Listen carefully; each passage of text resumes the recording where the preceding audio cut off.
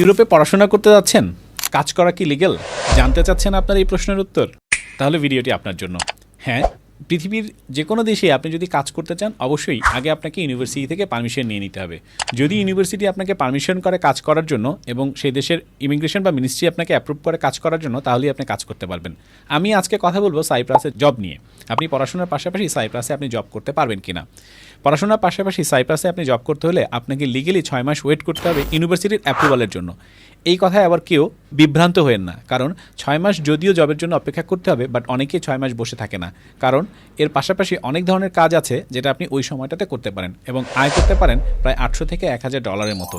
So এই সময়টাতে আপনি যখন কাজ করলেন, পড়াশোনা করলেন, সামার ভ্যাকেশন যখন আসছে, সামার ভ্যাকেশনে কিন্তু আপনি ফুল টাইম জব করতে পারবেন এবং পড়াশোনা শেষ করে আপনি যদি একটা জব ম্যানেজ করে নিতে পারেন, ওয়ার্ক পারমিটে রূপান্তর করলে আপনার ফুল টাইম জব করার সুবিধা পড়াশোনার পরও হয়ে যাচ্ছে এবং সবসময় আপনি থাকতে পারবেন যতক্ষণ পর্যন্ত আপনার কাছে ওয়ার্ক পারমিটটা থাকবে। ধন্যবাদ সবাইকে।